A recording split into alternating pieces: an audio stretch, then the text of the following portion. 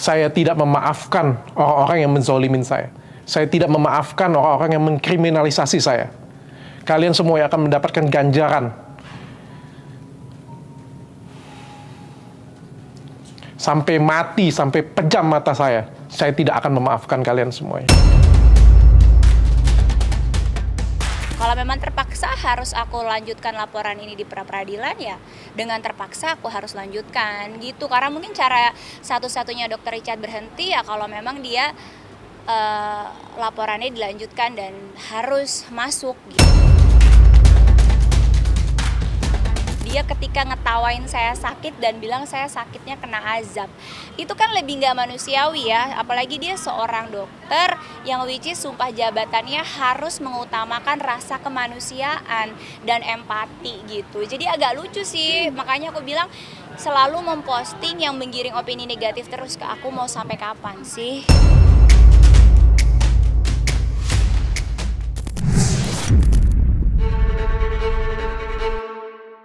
Hubungan artis Kartika Putri dan Dr. Richard Lee kini kembali memanas.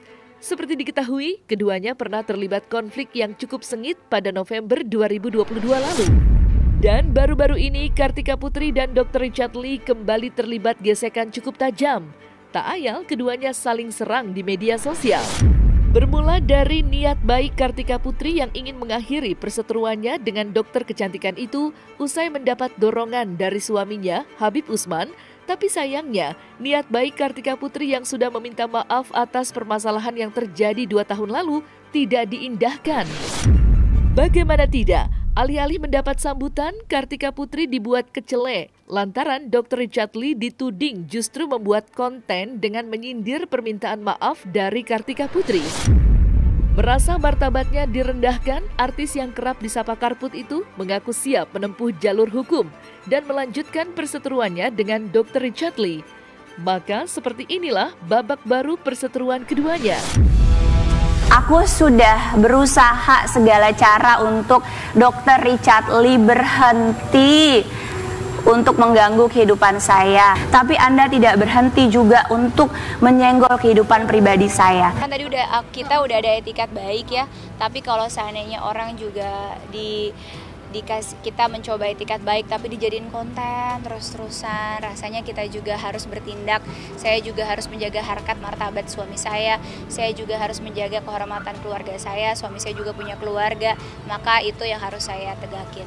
Saya tidak memaafkan kalian, saya tidak memaafkan kalian. Setiap detik penderitaan dalam hidup saya berdoa ada hukum yang lebih tinggi daripada hukum di dunia ini, yaitu hukum Tuhan. Dan demi Tuhan saya berdoa kepada Tuhan saya.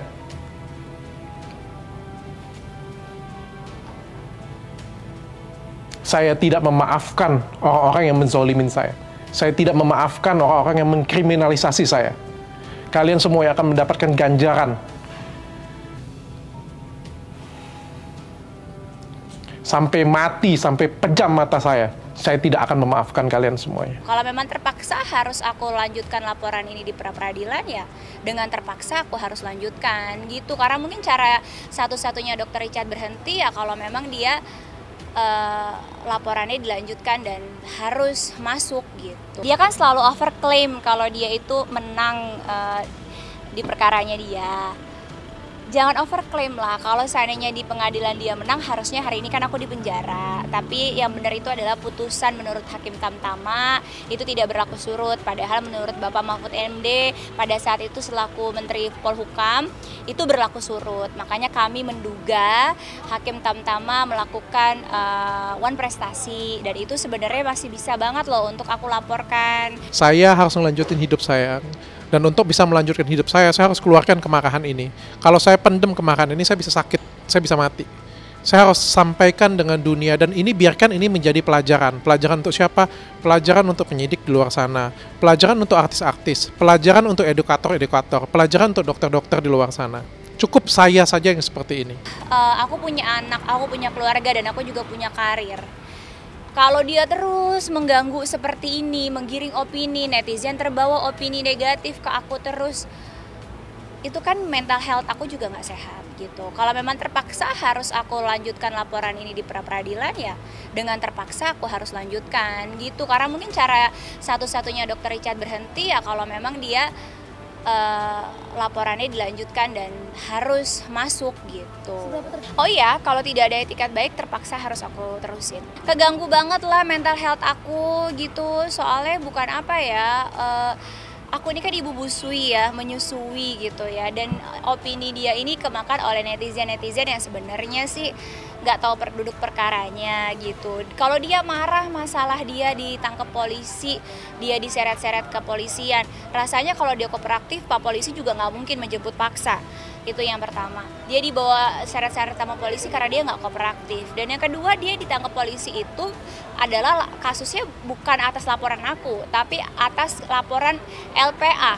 Laporan dilakukan oleh pihak kepolisian pada saat dia mengilegal akses gitu. Jadi ya itu sih yang kadang-kadang overclaim yang menggiring opini. Caption dia yang juga kemarin menggiring opini ketika dia posting aku lagi di media sosial, dia katanya, "Mbak, ketawa-tawa saya ditangkap."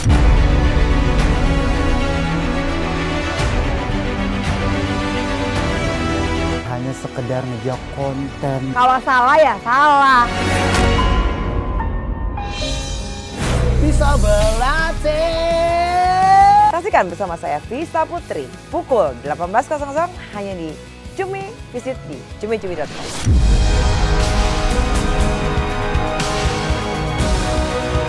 Menjelang bulan suci Ramadan yang tinggal menghitung hari, Kartika Putri dan suaminya ingin hikmat dalam menjalani ibadah puasa.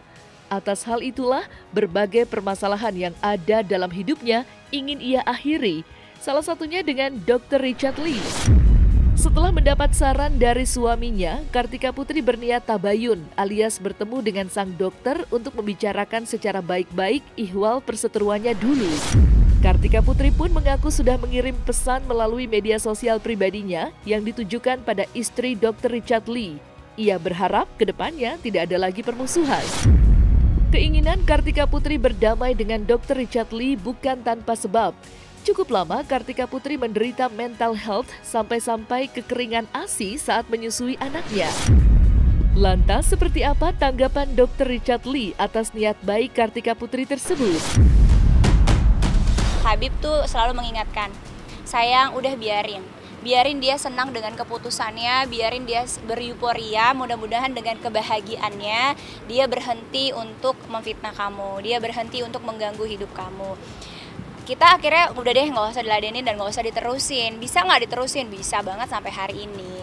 Nah, tapi pada saat kemarin aku kena sakit justru diperolok oleh dia dan masih mengganggu terus. Mau sampai kapan sih Dokter Richard mau mengganggu kehidupan pribadi saya? Ayo dewasa, katanya dokter mau mengedukasi. Mengedukasi aja dengan ilmu, jangan dengan nyinyirin ke saya terus.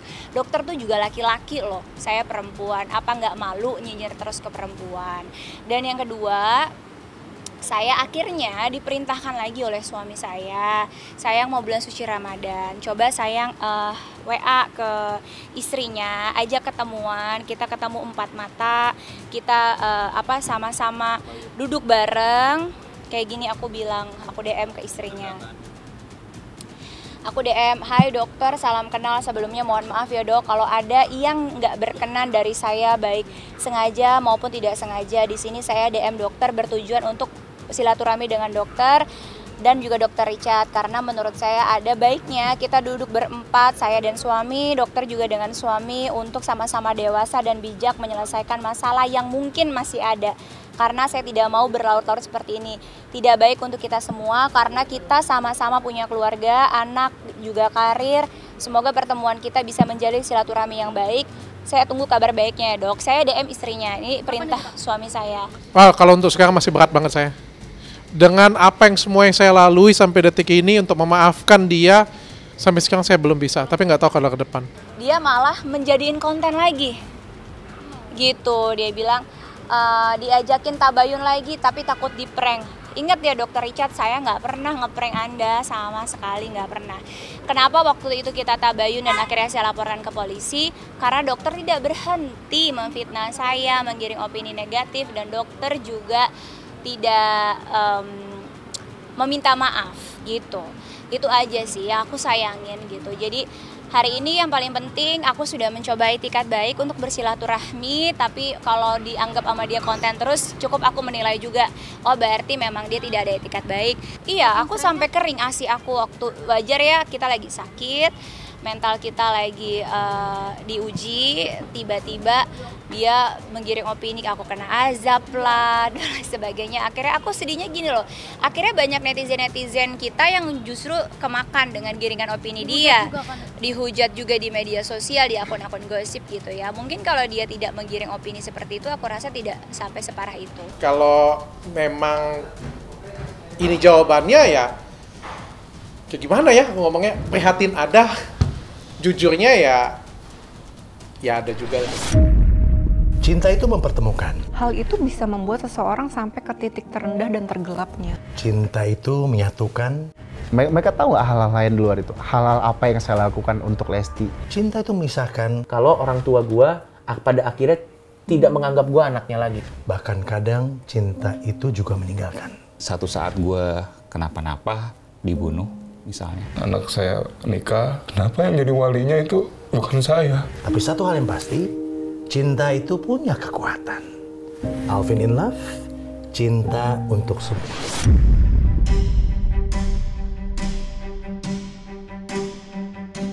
Perselisihan yang terjadi antara Kartika Putri dan Dr. Richard Lee sepertinya tidak akan reda dalam waktu dekat ini, mengingat keduanya kerap saling serang dalam berbagai kesempatan. Misalnya saja saat Dr. Richard Lee menyinggung karma atas apa yang dialami Kartika. Ya, seperti diketahui, Kartika Putri sempat mengalami luka pada sebagian wajahnya hingga tak sedap dipandang. Dari situlah komentar pedas Dr. Richard Lee keluar dan menuai beragam komentar di media sosial. Lantas seperti inilah Kartika Putri menanggapi ucapan Dr. Richard Lee tersebut yang menurutnya sangat tidak manusiawi dan tak pantas diucapkan oleh seorang dokter. Aku percaya semua itu ada karmanya ya di dunia ini ya. Ada apa yang kita lakukan itu, apa yang kita tanam itu yang kita tuai ya. Kadang-kadang sih seperti itu ya. Aku percaya sih seperti itu. Jadi makanya aku selalu berusaha, walaupun aku ngomong, aku kan juga kalau ngomong kan cukup keras ya, cukup frontal juga ya. Tapi paling enggak apa yang aku sampaikan itu adalah benar. Aku berusaha apa yang aku sampaikan itu benar dulu. Dan aku nggak berusaha menyakiti orang lain. Tapi kalau misalnya kita mengeluarkan suatu lisan yang menyakiti orang lain, atau merusak hidup orang lain, atau ingin menjatuhkan orang lain, ya pasti akan ada balasannya sih. Aku nggak tahu ini balasan atau bukan, mudah-mudahan bukan, aku berdoa mudah-mudahan bukan. Ya mudah-mudahan cepat sembuh aja lah. Video dia ketika ngetawain saya sakit dan bilang saya sakitnya kena azab, itu kan lebih nggak manusiawi ya. Apalagi dia seorang dokter yang which is sumpah jabatannya harus mengutamakan rasa kemanusiaan dan empati gitu. Jadi agak lucu sih, makanya aku bilang selalu memposting yang menggiring opini negatif terus ke aku, mau sampai kapan sih gitu. Bisa jadi karena penggunaan skincare yang abal-abal atau makan obat yang abal-abal, bisa jadi seperti itu. Turut prihatin ya, mudah-mudahan bukan azab. Dan aku tuh bingung juga ya kenapa berobatnya ke Singapura ya, soalnya kan teman-teman dokter di Singapura kan kata-kata kan non-muslim ya. Ya kan banyak yang di Indonesia dokter-dokter yang pintar ngaji gitu, kenapa nggak dokter-dokter di Indonesia aja dipilihnya. Apalagi kan kemarin kan beliau kan juga ngomongnya pilih pemimpin yang pintar ngaji kan. Ya kenapa harus nggak dokter juga cari yang pintar ngaji gitu kan. Pintar ngaji kan banyak di Indonesia. Kalau di Singapura kan dokter-dokter kata-kata non-muslim gitu. Jika Kartika Putri sakit hati atas ucapan Dr. Richard Lee yang menyinggung soal karma, hal yang sama juga dirasakan dokter spesialis kecantikan itu saat menyinggung pengalaman pahitnya semasa berurusan dengan hukum. Ya, karena laporan yang dibuat oleh Kartika lah, Dr. Richard Lee sempat merasakan dinginnya jeruji besi. Dan seperti inilah curahan hati Dr. Richard Lee saat menceritakan pengalaman pahitnya itu yang sampai kapanpun itu tidak dapat ia lupakan. Aku nggak pernah berpikir itu, tapi ya namanya orang musibah ya. Aku nggak boleh sebenarnya bersuka cita ya. Tapi kan di dalam diriku juga bagaimanapun juga ada kepedihan ya, ada kepahitan ya. Ada masalah yang luar biasa. Kalau ada yang ngomong, wah Dr. Richard nggak maafkan, kalian nggak tahu. Dulu aku 2 tahun bermasalah hukum disiksa habis-habisan. Bahkan aku pernah di penjara. Aku pernah dijemput paksa dari Palembang ke Jakarta, dijemput, diculik, hilang. 1 kali aku pernah dimasukin ke sel paling dalam. Coba kalau kalian ngerasain di sel seperti itu punya. Dan setelah aku menang pra-peradilan, aku menang semua kasus hukum, kata maaf pun aku nggak pernah dapet. Jadi kalau ada yang ngomong, dok maafin aja, orang dia aja nggak pernah minta maaf kayak gitu kan, kayak gimana aku mau maafin. Dan wajar sih di dalam hatiku tuh kayak ada rasa sakit, rasa pedih kayak gitu ya. Makanya kayak kemarin kan ada video yang aku upload, ya itu video kemarahanku waktu tahun 2022 kan, dimana aku bilang aku nggak akan memaafkan siapapun yang sudah melakukan aku seperti ini. Meskipun aku nggak balas, aku punya kesempatan untuk kasih balasan hukum pada waktu itu. Aku laporin balik bisa, atau kan aku sudah menang pra-peradilan, tapi aku nggak lakukan. Karena apa? Karena aku percaya dengan hukum Tuhan. Lega banget, seperti ada gunung yang dilepaskan dari pundak saya bahagia banget, happy banget. Nggak bisa ngomong lagi, tapi juga sekaligus ada kemarahan yang mau keluar ya, kayak bener kan kayak gitu punya ya. Jadi kayak selama ini saya ditekan, dizolimin luar biasa, itu mau keluar, disertain dengan kebahagiaan pastinya. Bahagia karena kasusnya kelar, marah karena setelah sekian lama ternyata saya dizolimi. Saya nggak ngomong dendam ya, saya sampai sekarang tuh nggak ngomong dendam, tapi seperti kesel ya, dongkol, kesel. Kalau dendam itu kayak saya pengen bales, saya pengen dia mati, atau saya pengen dia di penjara. Kalau kamu tanya dengan saya seperti jawaban saya tadi, saya tidak ingin dia di penjara. Saya tidak ingin dia ada apa-apa. Saya nggak mau. Ya saya cukup ya beliau mendapatkan hidayah, mungkin saya sudah senang banget. Saya tadi sudah bilang, saya masih belum tahu saya akan melaporkan dia atau enggak. Mau laporan balik siapa aja yang saya mau kejar, karena sebenarnya kan bukan hanya KP sebenarnya di sini bermasalah ya, tapi ada beberapa oknum lain juga bermasalah. Saya nggak tahu langkah hukum apa yang akan saya ambil, tapi yang jelas sampai detik ini saya amat sangat dirugikan. Saya ingin melihat itikat baik juga dari artisnya, dari oknum-oknum tertentu, apa yang bisa dikompensasi balik ke saya. Saya nggak minta duit, saya sudah punya banyak duit, saya nggak minta duit. Saya minta permintaan maaf yang tulus, mengembalikan nama baik saya. Ya. Nanti saya akan pikirkan dengan pengacara saya, seperti saya sampaikan juga, saya bukan siapa-siapa, saya bukan dokter siapa-siapa. Saya cuma rakyat biasa, saya nggak punya koneksi, saya nggak kenal petinggi-petinggi, saya nggak kenal jenderal, saya nggak kenal anggota DPR, saya bukan lawan yang sepadan dengan dia. Tapi yang jelas, saya punya Tuhan, dan Tuhan pasti akan membalas semuanya.